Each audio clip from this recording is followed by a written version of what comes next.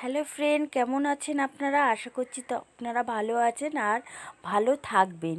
তো আজকের আমি বানাবো ডিম পোস্ত সর্ষে দিয়ে একটা নতুন রেসিপি। তো ডিম আমি 5টা ডিম নিয়ে নিয়েছি, নিয়ে সেদ্ধ করে হাফ করে কেটে নিয়েছি। তারপরে প্রত্যেকটা ডিম আমি এভাবেই একটা একটা করে ভেজে নেব। তারপরে আমি একটু নুন আর হলুদ ছড়িয়ে ডিম কটা আমি ভাজবো।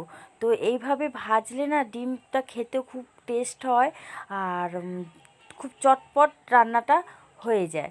তো আমার প্রত্যেকটা ডিম দেখতেই পাচ্ছ ভাজা হয়ে গেছে। আরও কয়েকটা ডিম আমার বাকি ছিল, সে কটাও আমি পরপর ভেজে নেব। তো আর আমি তেল দেবো না, ডিমটা ভাজতেও বেশি তেল লাগে না আমার, ওই তেলেই ডিমটা ভাজা হয়ে যায়। তারপরে আমি ওই তেলেতেই দিয়ে দেব পেঁয়াজ কুচি।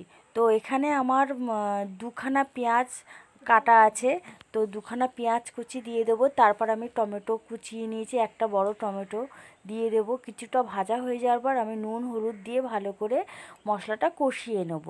তো তারপর আমি আলাদা পেস্ট করে নিয়েছিলাম সর্ষে পোস্ত, সেটাও ঢেলে কিছুক্ষণ কষিয়ে নেব। তারপরে আমি জল ঢেলে দেবো। তো জল ঢালাটা তোমাদের দেখাতে পারিনি।